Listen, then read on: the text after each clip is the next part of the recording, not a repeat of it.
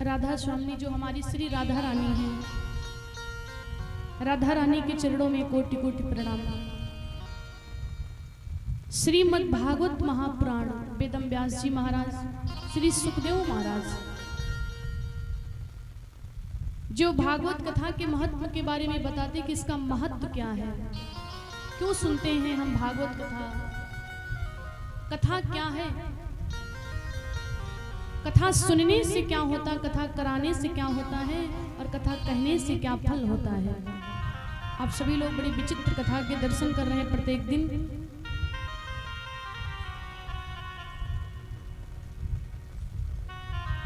मुर्दे को भी देते हैं लकड़ी कपड़ा आग।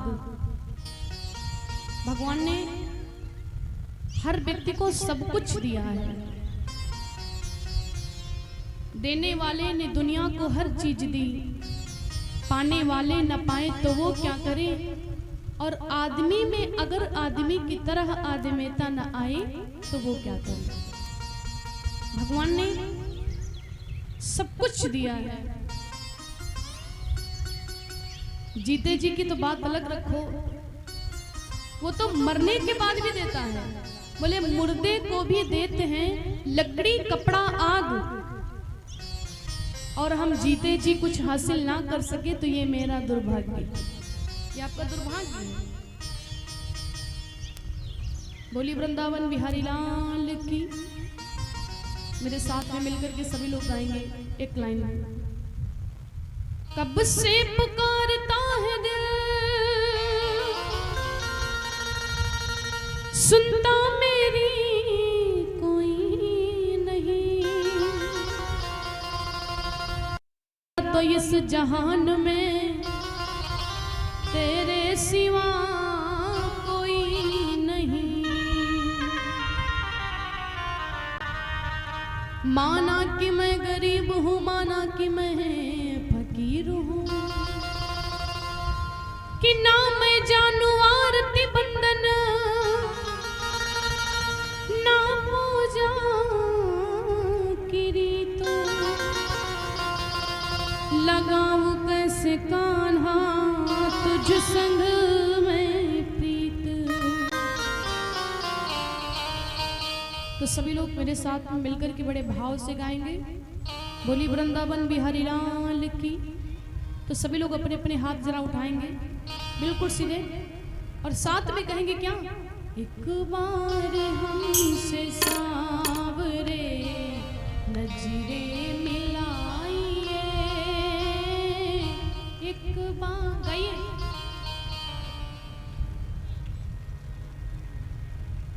सभी लोग थोड़ा थोड़ा सा वॉल्यूम बढ़ा लीजिए, भक्तों के साथ में गाएंगे। जैसे कि कल रात में आप लोग झूम करके गा रहे थे, बार बार नहीं, सभी लोग उठाएंगे हाथ बिल्कुल सीधे और कहेंगे क्या, एक बार हमसे सावरे नजरे मिलाइए,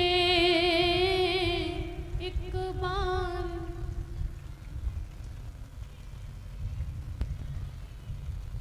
नजरे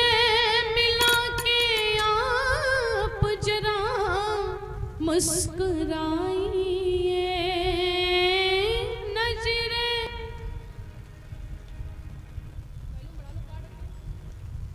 तो सभी लोग उठाएंगे हाथ बिल्कुल सीधा और कहेंगे क्या, एक बार हमसे सावरे नजरे मिलाइए,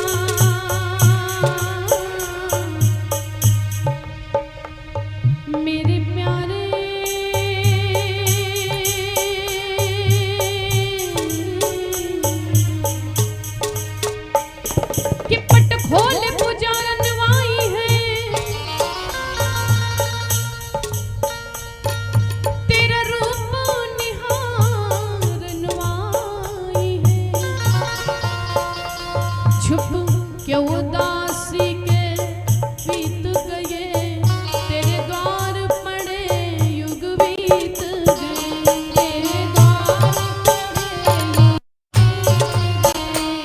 तेरे द्वार पड़े। इस मौन मान का कारण क्या, मन भाई नहीं पुजारन क्या, मन भाई नहीं पुजारन क्या, खाली जाएगी भिखारन क्या, खाली जाएगी भिखारन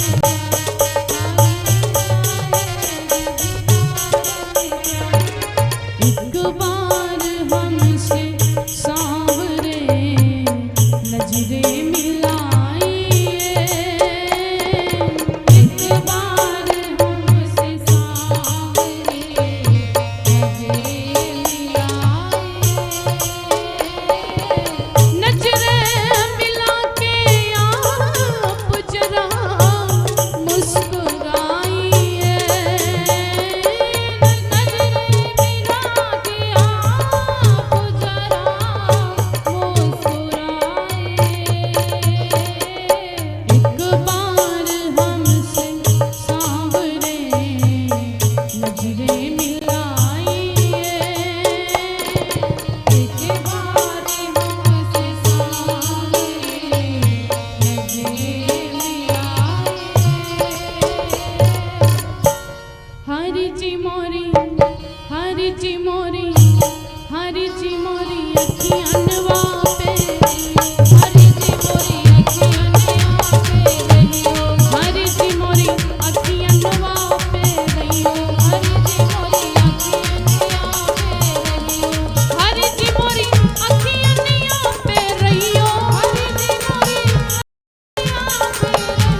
हरि जी मोरी अखियां नवा पे रहियो, हरि जी मोरी हरि जी मोरी, हरि जी मोरी, हरि जी मोरी अखियां नवा पे रहियो, हरि जी मोरी अखियां नवा पे रहियो, राम मोरी अखियां नवा पे रहियो, राम मोरी अखियां नवा पे रहियो। और सभी लोग गाएंगे क्या, उठाएंगे हाथ कि मैंने मोहन,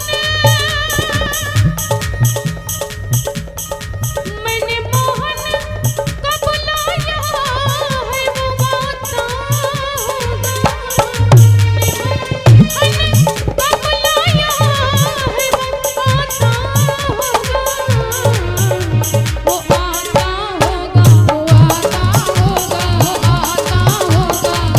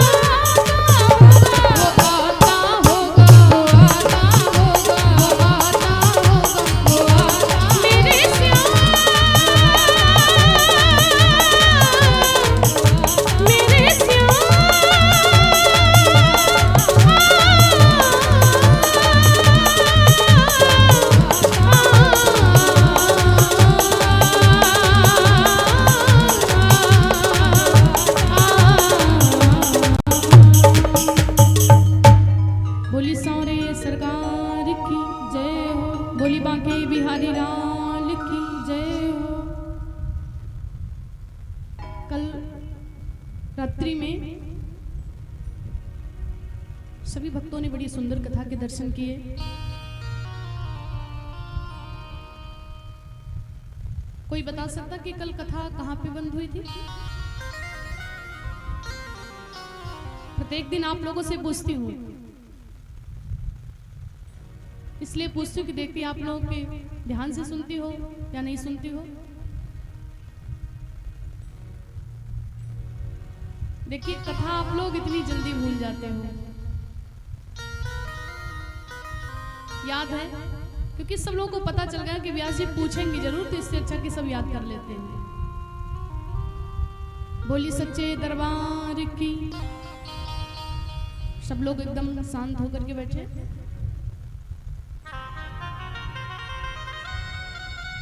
अच्छा एक चीज आप लोग देखते हो, जो बात आप चाहिए वो बात आप लोग भूल जाते हो, और जो बात आप लोगों को याद नहीं रखना चाहिए वो चीज आपको हमेशा याद रहती है। ऐसा है ना, कथा कभी भूलना नहीं चाहिए।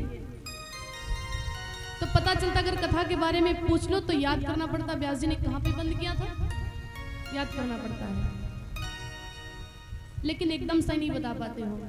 और अगर किसी से लड़ाई झगड़ा हो जाए, लड़ाई झगड़ा हो जाए और वो कोई आपको कोई गलत बात कह दे, झगड़ा के समय में कोई आपको कुछ कह दे, तो वो बात आपको याद हो जाती है। चाहे 20 साल बाद वो आदमी आपसे मिले, चाहे जितनी बनने लगे, तो सोचेगा क्या कि तुम वही तो हो जो हमको उस दिन ये बात कहे थे, तब भी तुमको याद रहता, कभी भूलते नहीं हो। क्यों? क्योंकि आप उसको जरूरी समझ लेते कि इसका हम बदला लेंगे, इसलिए हम इसे याद कर लेते। कथा बड़ी जल्दी भूल जाते हो। बोली सच्चे दरबार की, बोली वृंदावन बिहारी लाल की।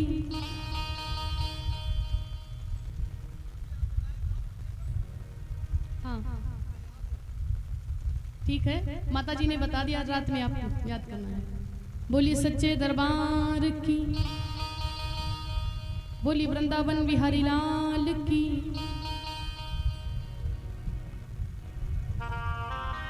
संतान जो होती है ना, कोई आदमी कितना भी अभिमानी क्यों ना हो, एक एक शब्द को ध्यान से सुनिएगा। चाहे जितना बड़ा कोई आदमी बन जाए, चाहे जितना धनवान बन जाए, चाहे जितना बड़ा अभिमानी हो, लेकिन जो औलाद होती ना, औलाद अगर बिगड़ैल निकल गई, शराबी निकल गई, तो वो औकात सबको दिखा देती है। तुम कितने बड़े भी अपने मन में अच्छे बन के बैठो कि मेरा जो बच्चा होगा ना, उसको मैं बिल्कुल अपने जैसा बनाऊंगा, अपने जैसा, लेकिन ये कोई गारंटी नहीं ले सकता है। जिसके बारे में तुम सोचते हो कि बड़ा होगा तो अपने जैसा बनाएंगे, आज मैं इसके लिए करता हूं और कल ये मुझे करके खिलाएगा, लेकिन आशाओं का हुआ खात्मा, दिल की तमन्ना बनी रही। आत्मदेव ऋषि को बड़ा दुख हुआ, क्यों? आज आत्मदेव फूट फूट करके रोने लगे। आज धुंधकारी इतना गलत निकल गया, इतने गलत मार्ग पे चल दिया कि आत्मदेव ऋषि फूट फूट करके रोते हैं। रोते क्यों हैं? आज इसलिए रोते हैं कि मुझे संतान ये क्यों हुई है। और पहले क्यों रोते थे? पहले इसलिए रोते थे कि मुझे संतान क्यों नहीं है। पहले इसलिए रोते थे कि दुनिया में सबके संतान है लेकिन मेरी संतान नहीं है। पहले इसलिए रोते थे संतान के लिए कि मेरे संतान क्यों नहीं, इसलिए रोते हैं। और आज इसलिए रो रहे हैं कि मेरे संतान है क्यों। अगर ये नहीं होती तो मैं ठीक था, सुख में रहता, लेकिन करे तो क्या करे। आज आत्मदेव ऋषि को उन संत महात्मा भगवान की बात याद आ गई कि महात्मा ने मुझे बताया था कि तुम पुत्र के लिए इतने व्याकुल हो, इतना परेशान हो, लेकिन ये कोई जरूरी बात नहीं है कि पुत्र से तुमको सुख ही मिले। ये कोई जरूरी बात नहीं है कि बेटा आपकी आज्ञा पर ही चले, ये भी कोई जरूरी बात नहीं है। आप अपने मन में अभिमान रखते हो कि जब मेरा बेटा बड़ा हो जाएगा अपने जैसा बना देंगे, तुम किसी से बात नहीं करते, लेकिन जब वही तुम्हारा बेटा बड़ा हो जाता ऐसी सबसे बातें करता कि बेटे के सामने तुम्हारा सर झुक जाता है। बेस कम कर दीजिए, ट्रेबल बढ़ा दीजिए, वॉल्यूम बढ़ा दीजिए। राम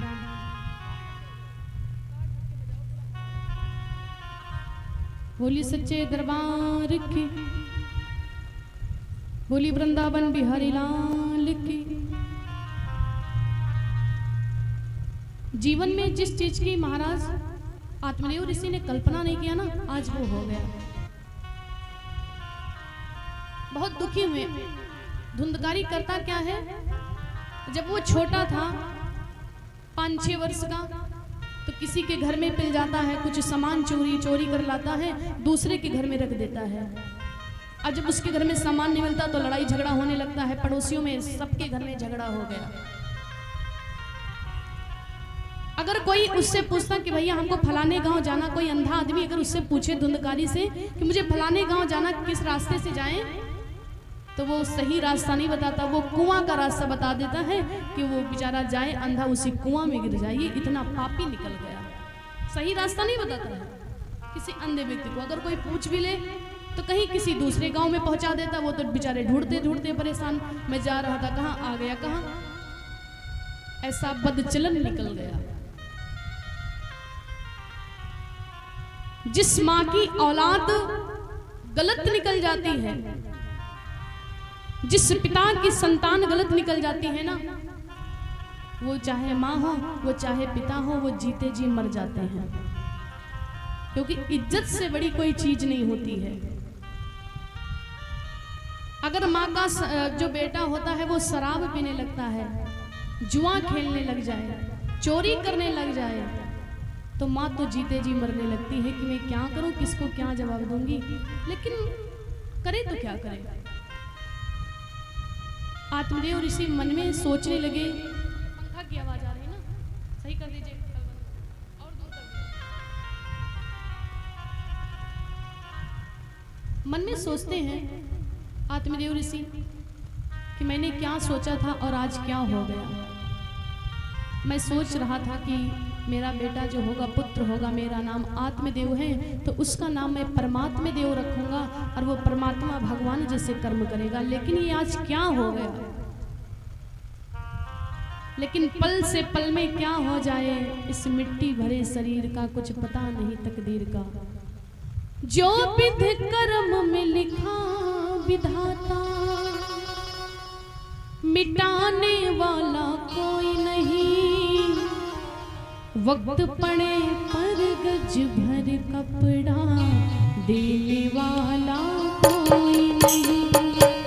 वक्त पड़े पर गज भर कपड़ा, देने वाला कोई नहीं। जो विधि कर्म में लिखा,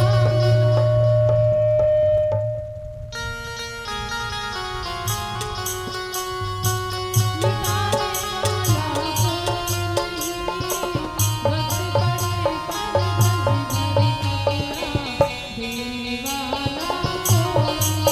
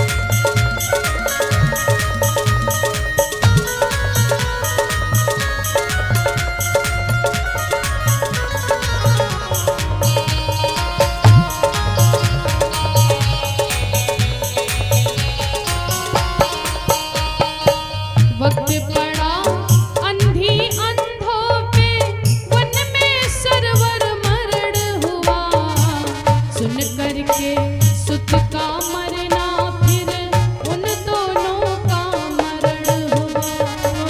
वक्त बड़ा थी अंधों में परमेश्वर मरण हुआ। सुन करके सुत का मरना फिर उन दोनों का मरण हुआ। उसी श्राप से दशरथ मर गए, उसी श्राप से दशरथ मर गए। जलाने वाला कोई नहीं, वक्त पड़े पर गज भर कपड़ा देने वाला कोई नहीं। वक्त पड़े पर गज भर कपड़ा देने वाला कोई नहीं। जो विधि कर्म में लिखा विधाता, जो विधि कर्म में लिखा विधाता, मिटाने वाला कोई नहीं। वक्त पड़े पर गज भर कपड़ा देने वाला कोई नहीं। वक्त पड़े पर गज भर कपड़ा देने वाला कोई नहीं।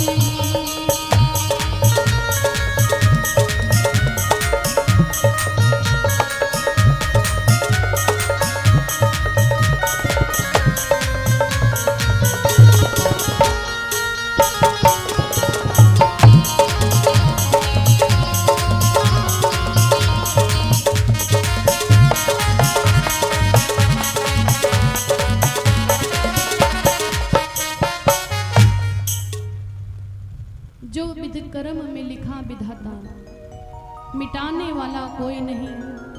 वक्त पड़े पर गज भर कपड़ा देने वाला कोई नहीं। वक्त पड़ा राजा हरिश्चंद्र पे।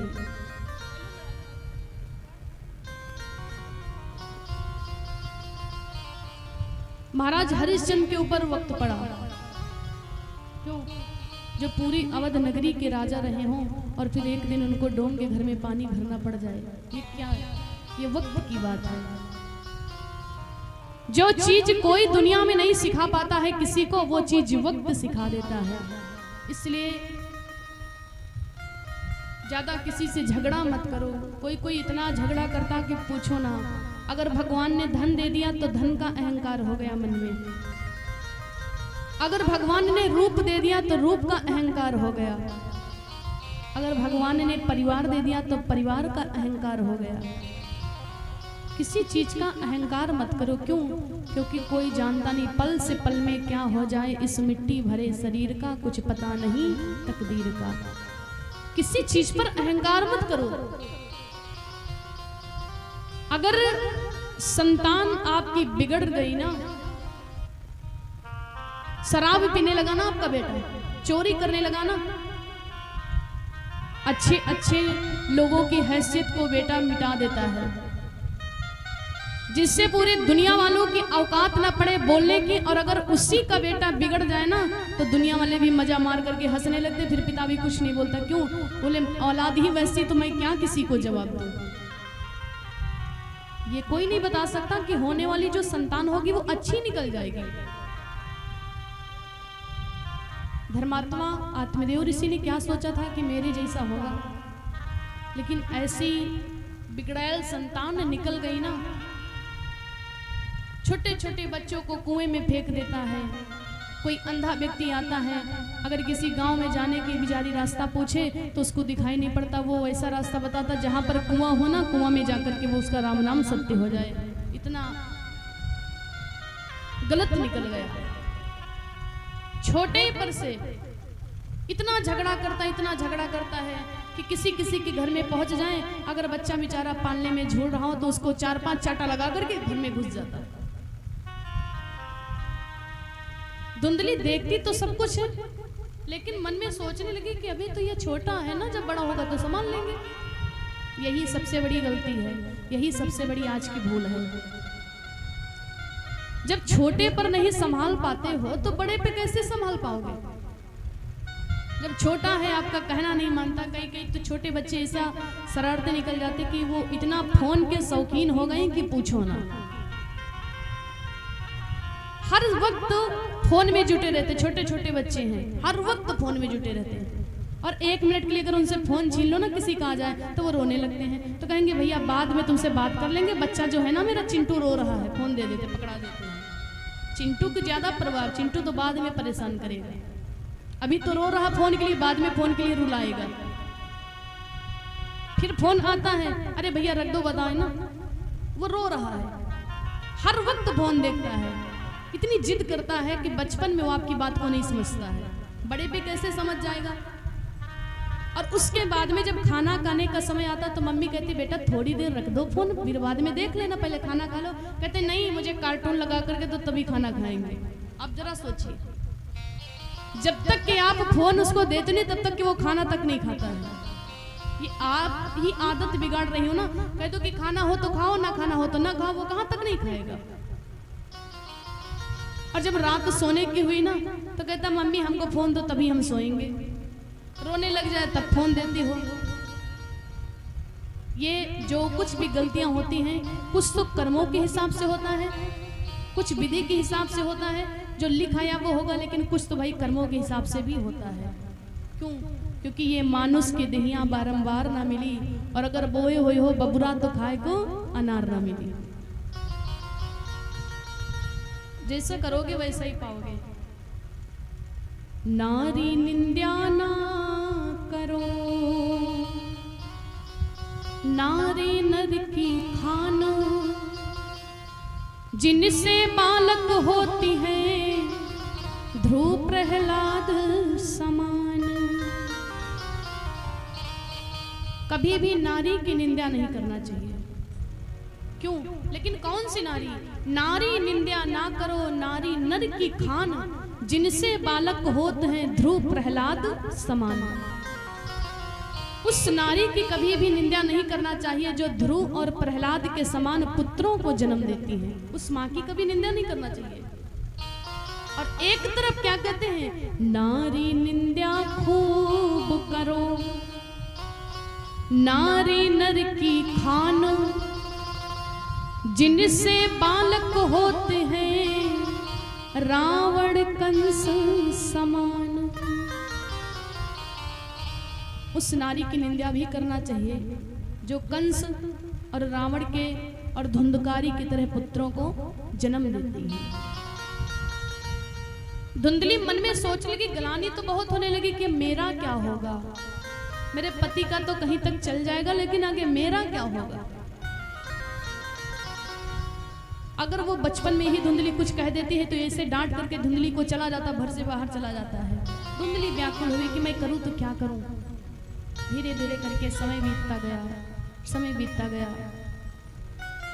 आत्मदेव ऋषि कि जो छोटा पुत्र था गोकर्ण महाराज, वो तो अपने पोथी पत्रा को ले लेते, घर से बाहर निकल जाते हैं। गोकर्ण सुबह से संध्या तक पूजन में समय बिताने लगा।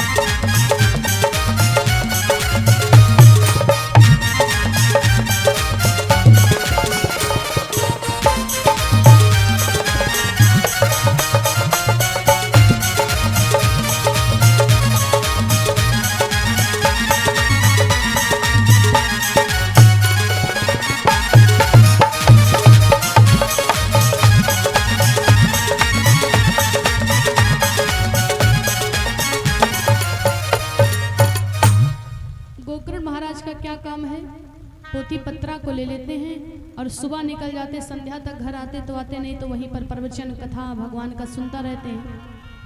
धुंधकारी ऐसे ऐसे हरकतें करने लगा। रात कैसे बीतती है, सुबह होती है, आत्मदेव ऋषि के नेत्र नहीं खुलते, शिकायत पे शिकायत, शिकायत पे शिकायत होने। कोई कहता है कि मेरे बच्चे को कुआं में फेंक दिया, कोई क्या कहता, कोई कहता मेरे घर से चोरी करके चलाया। आत्मदेव ऋषि तो सोचने लगे बुराइयों की तो गठरी लग गई, मैं क्या करूं। अकेले में बैठ करके आत्मदेव ऋषि फूट फूट करके रोने लगे, हे प्रभु ये क्या हो गया। उस संत ने शायद मुझे हमसे सत्य ही कहा था कि ये कोई जरूरी बात नहीं कि संतान से तुमको सुख ही प्राप्त हो, ये कोई जरूरी बात नहीं है।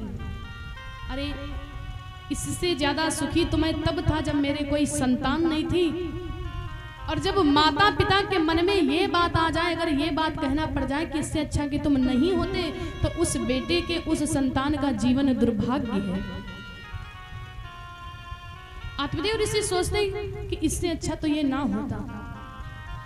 गोकर्ण के कर्मों से जितनी ही मुझे प्रसन्नता होती है, उतना ही इस दुष्ट धुंधकारी की हरकतों से मैं परेशान हूँ। क्या करूँ, लोग शिकायत लेकर आना चालू कर दिए। जिनकी औकात नहीं थी कि आत्मदेव ऋषि से नजर में नजर ले लाकर के बात करें, आज वो आकर के कहते तुम्हारे बेटे ने ये काम कर दिया है। सम्मान कम हो गया, क्यों? क्योंकि संतान बिगड़ गई। वरना क्या औकात थी, नजर में नजर मिलाने की औकात नहीं थी। और आज वो लोग कहते कि तुम्हारे बेटा गया और मेरे घर में चोरी करके चलाया, तुम्हारे करके बात करने लगे। ये अपमान हुआ, ये आत्मदेव ऋषि से बर्दाश्त नहीं हुआ, रोने लगे। करूं तो क्या करूं। धुंधली भी परेशान है, अगर धुंधली कह दे तब तो वो धुंधली को मार ही डालेगा, क्योंकि विनाश काले विपरीत बुद्धि, उसके कुछ समझ में नहीं आता है। आत्मदेव ऋषि बड़े व्याकुल हुए, सोचने लगे कि मैं क्या करूं, और एकांत में बैठ करके रोने लगे कि जितने भी गलत काम है ये करता तो धुंधकारी है, लेकिन सुनना मुझे पड़ रहा है। क्यों? क्योंकि मैं उसका पिता हूं। मैया व्याकुल है, जिसकी संतान बिगड़ जाती है ना, वो चाहे माता हो चाहे पिता, वो जीते जी ही मर जाते हैं। ना वो मरने में है ना वो जीने में है। शाम हुई, गोकर्ण महाराज आए तो आत्मदेव ऋषि को देख करके गोकर्ण महाराज में बड़ी दया आ गई। जो गाय का बछड़ा था वो गोकर्ण है, और ये इसकी बहन का पुत्र है धुंधली के, ये धुंधकारी है। तो कहने लगे गोकर्ण महाराज कि पिताजी आप उदास क्यों हो?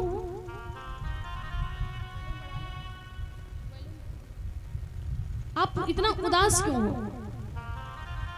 जब ये कहा तो आत्मदेव ऋषि कहने लगे बेटा मैं तुमको क्या बताऊं, किसी संत ने मुझे से शायद सत्य ही कहा था कि संतान से कभी सुख नहीं मिल सकता। गोकर्ण, जितना तुम्हारे सत्कर्मों से मुझे प्रसन्नता होती है, उतने ही इस दुष्ट धुंधकारी की करतूतों से मैं घबरा रहा हूं, परेशान हो रहा। मेरा तो इज्जत नाम निशान तक मिट गया, मैं क्या करूं। गोकर्ण महाराज कह लगे महाराज पिताजी मैं आपसे एक बात कहूं। बोले क्या? कल के तुम चिंता क्यों करते हो? कल के क्योंकि चिंता की बात है, जिनकी औकात नहीं थी मेरे नजर में नजर मिलाकर के बात करें, वो आज आकर के हमसे कहते कि तुम्हारे बेटे ने ये किया है, कि अपमान हुआ है। सबसे कठिन जात अपमाना। दुनिया में कोई जात कठिन नहीं होती, लेकिन अपमान जो जात होती वो सबसे कठिन जात होती है। आत्मदेव ऋषि कहने लगे कि मेरे कुछ समझ में नहीं आता, मैं क्या करूं। अपनों ने इसे कष्ट मिला तो गोकर्ण महाराज कहते हैं पिताजी ये बताओ कि दुनिया में सुख किसको है? कोई तो नहीं सुखी है, दुनिया में हर आदमी परेशान है। अगर भगवान ने ज्यादा धन दे दिया तब भी आप परेशान हो। रात में सोते हो तो नींद की गोली खाना पड़ता है कि नींद आ जाए, नहीं पूरी रात जागते रहते हो। अगर दुख है, गरीब हो तो गरीब आदमी को भी रात में नींद नहीं आती है, वो अपनी गरीबी से परेशान है। ज्यादा बड़ा भगवान परिवार दे दिया तो परिवार से परेशान है, अगर परिवार नहीं है तब भी परेशान है। कोई आदमी दुनिया में सुखी नहीं है। बोले सब कुछ छोड़ दो, तुम क्यों, तुमको दुख है, सबसे ज्यादा तुमको कष्ट किस लिए है? उसका केवल एक कारण है, क्यों? क्योंकि तुम धुंधकारी को अपना समझते हो। तुम क्यों वो अपना समझते हो। जब धुंधकारी तुमको पिता नहीं समझता है तो तुम धुंधकारी को अपना पुत्र क्यों समझते हो? वो जब तुमको पिता नहीं समझता तो तुम भी उनको पुत्र मत समझो, दुख कम हो जाएगा। दुख का मेन कारण होता है ये जो मोह माया है, बस यही है। गोकर्ण महाराज कहते पिताजी आप एक बात बताओ। बोले क्या? बोले गांव में अगर किसी का बेटा दारू पीने लगे, जुआ खेलने लगे तो आपको दुख होगा कि नहीं होगा? बोले तब नहीं होगा। क्यों? क्योंकि वो अपने नहीं है। तो कहने लगे फिर इनको भी अपना ना समझो, समझ लो कि ये मेरे नहीं है, मैं इनके लिए मर गया और ये मेरे लिए मर गया। तो कहने लगे वो तो ठीक है, मर जाने के बाद भी कलंक थोड़ी ना मिट जाएगा। लोग तो यही कहेंगे कि आत्मदेव ऋषि का जो बेटा था वही धुंधकारी इतना दुष्ट था। मर जाने के बाद भी तो लोग ऐसे कहेंगे। इस नगर के लोग जब मिलेंगे तब कहेंगे कि इन्हीं का पुत्र धुंधकारी है। तो गोकर्ण महाराज ने कहा पिताजी चिंता लेने की बात नहीं है। जिस देश के लोग तुमको ऐसा कहकर के निर्लज्ज करें, लज्जित करें, उस देश को ही छोड़ दो। इस देश को छोड़ दो। फिर कहाँ जाओ? बोले तुम जंगल में चले जाओ। और जंगल में जाकर के वैसे भी पिताजी बाप का चौथापन आ गया। भगवान का भजन करो, संकीर्तन करो। हर आदमी को 3 पन अपने काम में बिताओ, लेकिन 1 पन भगवान में बिता दो। चौथापन, अब आपका चौथापन आ गया है। आप परिवार को छोड़ करके हमको छोड़ो, इनको छोड़ो, सीधे वन की तरफ प्रस्थान करो। कहने लगे तुम सत्य कहते हो। और परिवार त्यागने के बाद में आत्मदेव ऋषि एक जंगल की तरफ चल देते हैं। हरि दर्शन की प्यासी अखियां, हरि दर्शन को प्यासी, हरि दर्शन को प्यासी तो अखियां हरि दर्शन को प्यासी। इको बढ़ाइए, इको।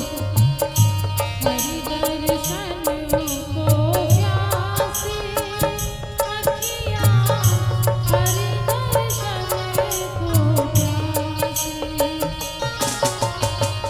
देखो चाहत कमल नयन को, निस दिन रहत उदासी। देखो चाहत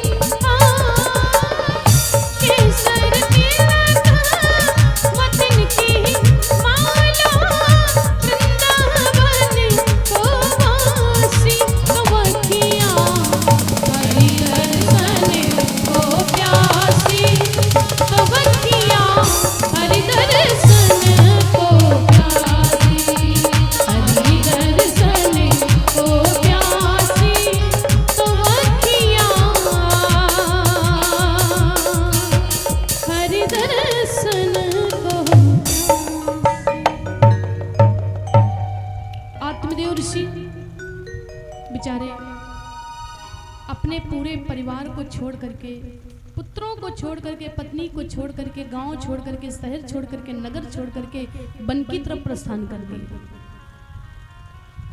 मन में बहुत प्रकार के विचार आए हैं। गोकर्ण महाराज ने कहा, पिताजी अगर तुमको सुख पाना है तो जहां पर जा रहे हो केवल अपनों से मतलब रखना, बाकी दुनिया वालों से मतलब मत रखना।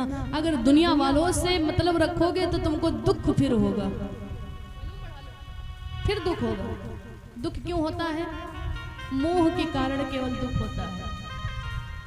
जो सच्चा संत है उसको कोई दुख नहीं होता है। जिसको केवल भगवान से मतलब है उसको दुख नहीं होता है।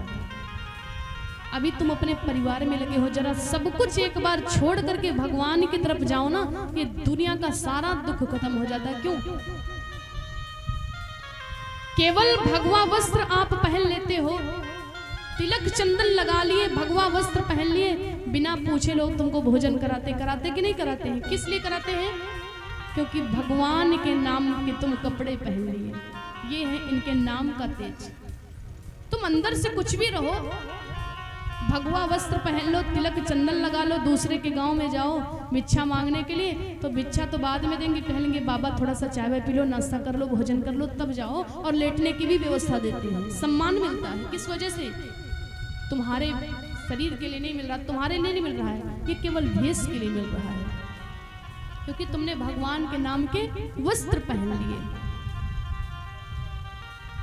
आज जो सम्मान हमको मिल रहा है ये किस वजह से मिल रहा है? केवल इसी वजह से कि हम भगवान की सेवा करते हैं। जो भगवान से जुड़ जाता है ना, उसको पूरी दुनिया जानती है। जहां पर कृपा करे रघुराई तो ता पर कृपा करे सब कोई। जिसके ऊपर कृष्ण की कृपा हो जाती है उसके ऊपर पूरी दुनिया की कृपा हो जाती है।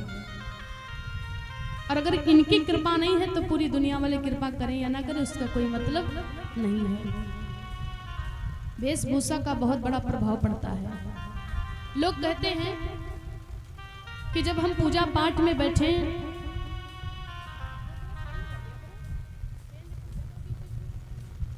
लोग कहते हैं जब हम पूजा पाठ में बैठे तो क्या जरूरी है कि कुर्ता और पैजामा ही पहन करके बैठे? बहुत लोग कहते हैं। कह दो भैया कुर्ता पहन लो, तिलक चंदन लगा लो, तो कहेंगे नहीं व्यासी। क्यों? बोले हम मन से साफ हैं। कोई जरूरी नहीं कि हम कुर्ता पैजामा ही पहन करके यज्ञ में बैठे हवन करें या पूजा करें, आरती करें, ये कोई जरूरी नहीं है। जींस पहने वो भी चल जाएगा, क्योंकि मन मेरा साफ है ना। बात तो सही है, लेकिन भैया वेशभूषा का भी बहुत बड़ा प्रभाव पड़ता है। क्यों? अगर कोई पतिव्रता नारी हो, ध्यान से सुनिएगा, वेश का क्या प्रभाव है, महत्व है। अगर कोई पतिव्रता नारी हो, पति परायण हो, पति के चरणों की पूजा करे, पति की कही हुई आज्ञा का पालन करे, और अगर वो सुहाग के चिन्ह को ना धारण करे, सिंदूर न लगाए माथ में, तो लोग उसे क्या कहेंगे? वो अंदर से कितनी भी पतिव्रता हो, लेकिन अगर वो सुहाग के चिन्ह को ना धारण करे, ये भेष ना बनाए, तो दुनिया वाले क्या कहेंगे? कोई कहेगा कि ये सती है, ये अपने पति को मानते। बोले भैया हम नहीं मानेंगे। क्यों? बोले सिंदूर ही नहीं लगाते थे, पति के चरणों की पूजा क्या करती होंगी?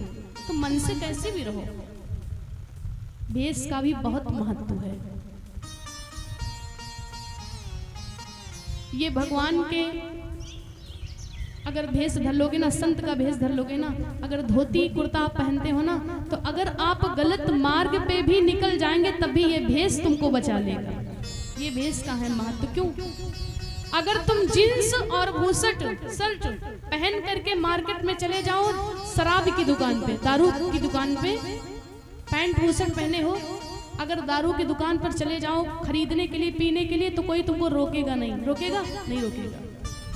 क्यों? क्योंकि तुम्हारा भेष नहीं है। और अगर तुम तिलक चंदन लगा करके धोती कुर्ता पहन लो, राम नामी ले लो, और जैसे आप शराब की दुकान की तरफ मुड़ेंगे ही कि लोग रोक देंगे, अरे बाबा कम से कम भेष की तो इज्जत करो।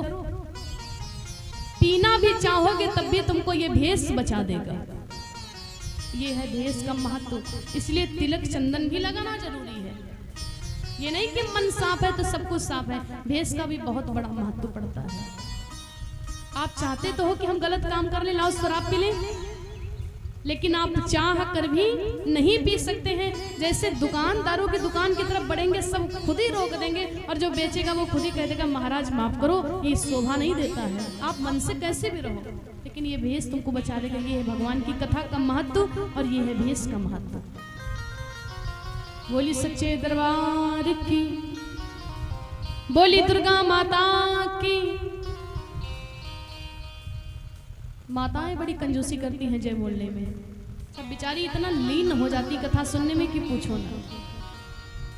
बोली श्रीमद् भागवत महापुराण की।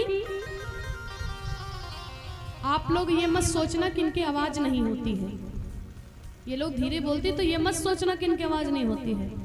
अगर इनकी आवाज देखना हो तो ठंडी के सीजन में जहाँ ये लोग कंडा बनाती हैं ना, गोबर के कंडा बनाती हैं, जाके कंडा फोड़ी हो इनके सामने, गलती से पाँव पड़ जाए तुमका 1000 गाली ना दे तो बता नाश कटो तुम्हारी आंखें फूट गई का, तुमको दिखाई नहीं पड़त का, 1000 गाली और बहुत तेज तेज। और जय बोलने को कहो तो बड़ी शर्मचोरी, और बोलत बोलत बोलबो करिए तो कहिए जय, महिमा माँ साड़ी लगा ले कि आवाज बाहर ना निकल जाए। बोली सच्चे दरबार की, बोली दुर्गा माता की। सभी लोग मेरे साथ में गाएंगे। है आंखें वो जो श्याम का दर्शन किया करे, मुख वो है जो हरि नाम का सुमिरन किया करे, हीरे मोती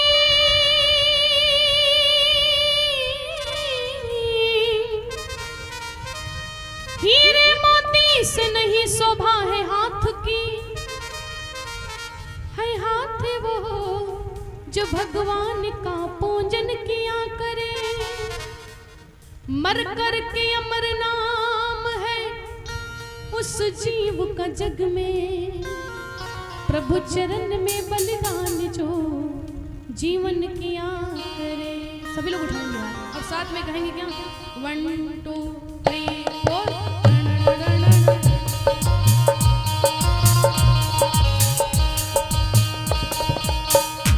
ऐसी लंबी लगन,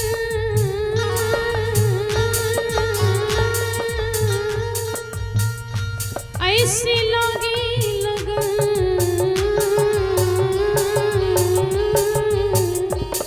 ऐसी लागी लगन, लागी लागी लगन, लागी लागी लगन, लागी लागी लगन, लागी लागी, ऐसी लागी लगन मीरा हो गई मगन, ऐसी लागी लगन मीरा हो गई मगन, वो तो गली गली गली हरी गुड़ गाने लगी। आप लोग हाथ उठाएंगे। कितने लोगों ने इस भजन को सुना है? सभी लोगों ने सुना है ना? मेरे साथ में गाएंगे, भक्तों के साथ में गाएंगे। ऐसी लागी लगन मीरा हो गई मगन। थोड़ा थोड़ा वॉल्यूम और बढ़ा लीजिए, इधर वाले भी भक्त गाएंगे। ऐसी लागी लगन मीरा हो गई मगन, गाइए। वो तो गले गले गले हरी गुड़ गाने लगी, ऐसी लागी लगन मीरा हो गई मगन।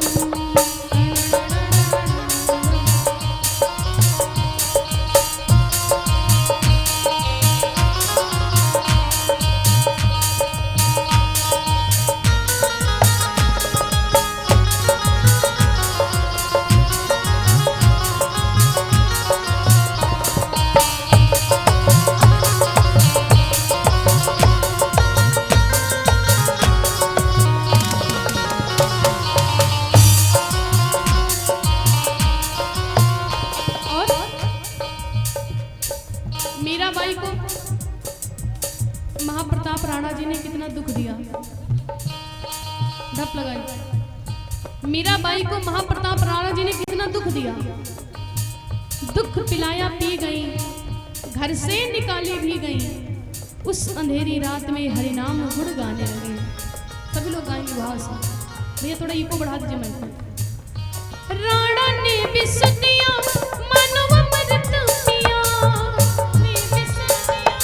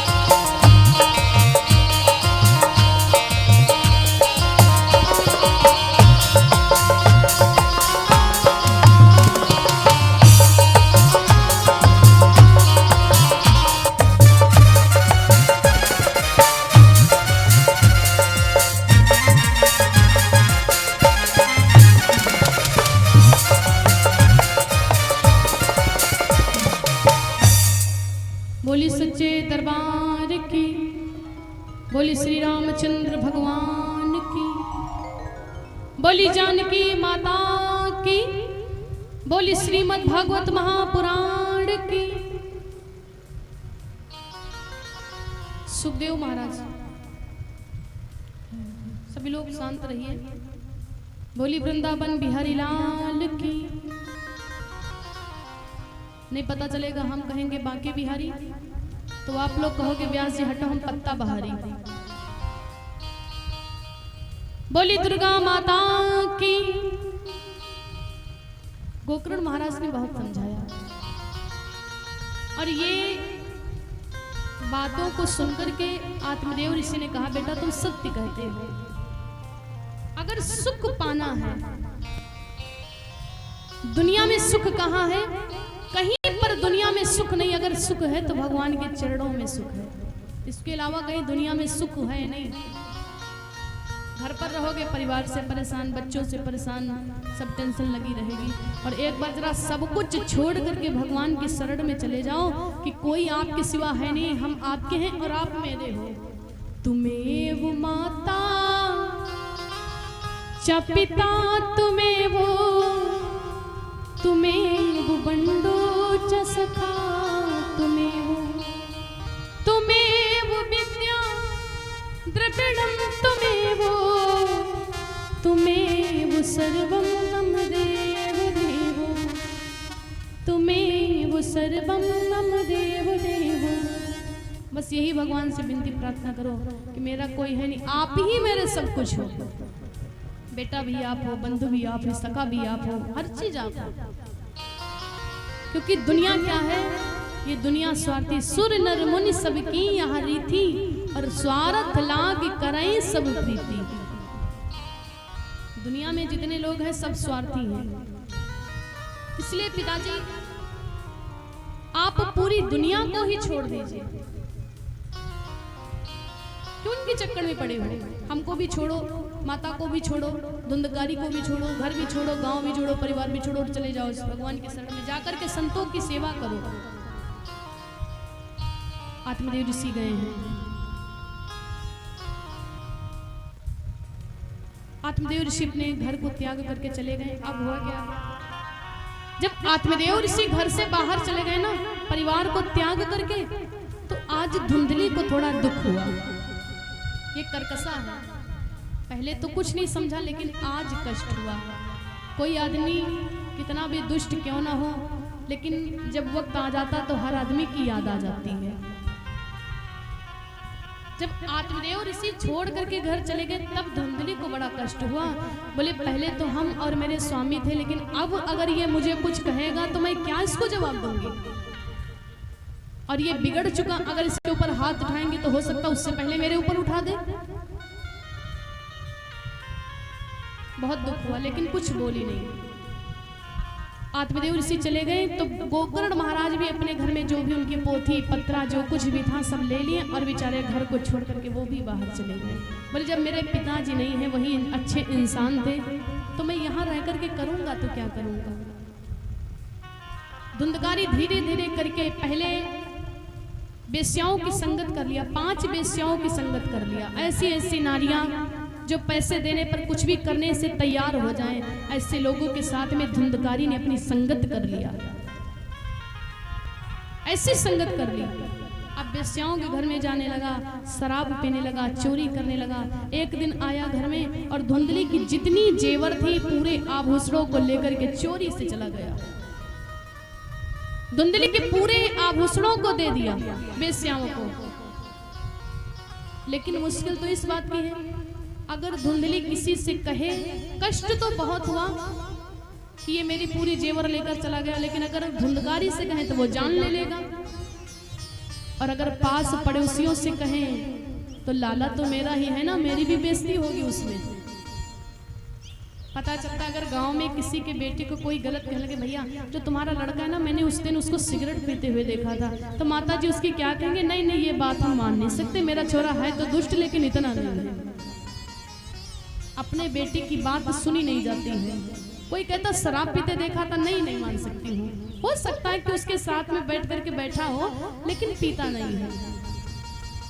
कितना भी माँ का छोरा गलत क्यों ना निकल जाए, लेकिन वो अपने मुख से कभी गलत नहीं कहती है किसी से। कोई कहने भी लगे तब भी बात टाल देती कि नहीं ऐसा नहीं हो सकता। अब धुंधली सोचती कष्ट तो बहुत हो कि जेवर उठाकर चला गया, आत्मदेव ऋषि भी नहीं किससे बता दे। सोच लेंगे लोग पड़ोसियों से कहेंगे, तो सोच लेंगे पड़ोसियों से नहीं कहेंगे, क्यों बोले इनसे कहेंगे तो सब क्या कहेंगे कि अच्छा हुआ, जो कुछ हुआ अच्छा हुआ। और फिर अपने बच्चे की, अपने संतान की बेइज्जती मैं गांव वालों से करूंगी? नहीं नहीं, ये नहीं हो सकता है। धुंधली देखती रही और क्या होगा। पूरी जेवर बेच लिया और जाकर के जेवर का जो भी धन था पूरा जाकर के उस बेश्याओं को जाकर के दे दिया। बेश्याओं को जाकर के पूरा धन दे दिया। इसके बाद में आया धुंधकारी, जितने भी वस्त्र थे माँ के पूरे वस्त्रों को लेकर के गया, बेच दिया। वस्त्रों के जो भी धन था पूरा जाकर के बेश्याओं को दे दिया, 5 बेश्याओं को बांट दिया। अब वो बड़ी प्रसन्न चोरी करने लगा, दूर दूर गांव तक जाता चोरी कराता। आत्मदेव ऋषि का नाम तो मिट्टी में मिल गया। वो तो घर तो छोड़ गए, लेकिन कहने वाले अभी भी कहते हैं कि आत्मदेव ऋषि की ये संतान है। लेकिन वो संतान आत्मदेव ऋषि की नहीं है। वो किसकी संतान? वो धुंधली की बहन का बेटा है। वो राक्षसी तो वैसे तो वो भी होगा। और बाकी प्रसाद के द्वारा तो गोकर्ण महाराज का प्रागट्य हुआ है। धुंधली के पास में वो गया धुंधकारी और कहने लगा कि सुनो माता जी, आपके जितने भी पास में धन है, दौलत, जो कुछ भी आप निकाल करके मुझे दे दीजिए। तो धुंधली के लिए पागल हो गया है क्या? क्यों? बोले ये मत पूछो कि क्यों। धुंधली को क्रोध आ गया। वैसे सुनाने लगी होंगी कि तुम इतना बिगड़ गए हो, ये है वो है।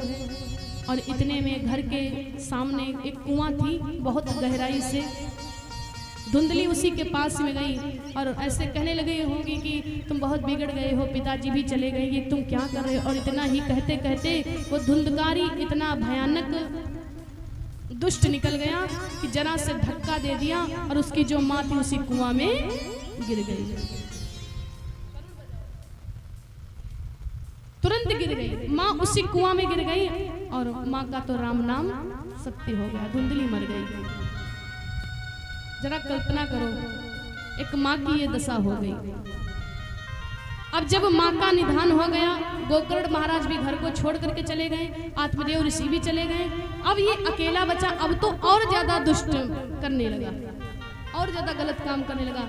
अभी तक तो ये चोरी चोरी से बेश्याओं से मिलने जाता था, लेकिन आज जब घर में कोई नहीं बचा तो एकदम आजाद हो गया और 5 बेश्याओं को अपने घर में ले आया। बोले तुम लोग मेरे घर में चलो, कोई बचा नहीं है। हर आदमी के ऊपर किसी न किसी का शासन होना बहुत जरूरी बात है, नहीं तो वो बिगड़ जाएगा। चाहे जो आदमी हो, चाहे बेटा हो, चाहे बेटी हो, चाहे पत्नी हो, चाहे पति हो, कोई भी हो, लेकिन हर आदमी पर किसी न किसी का शासन होना बड़ी जरूरी बात है। और जिसके ऊपर किसी का शासन नहीं, ना वो माँ को डरता, ना पिता को डरता, ना भाई, ना बहन, ना रिश्तेदारों, ना मेहमानों, ना गांव वालों को, तो वो क्या होता, वो बज्जात निकल जाता है। और जो आदमी ज्यादा बिगड़ जाता है ना, उसका कोई भरोसा नहीं होता, पता नहीं कहाँ मार दिया जाए। चोर का कोई भरोसा जिंदगी का नहीं है, कहीं ज्यादा चुराने जाए और कोई पकड़ ले, उसके गला घोट दे, काम खत्म।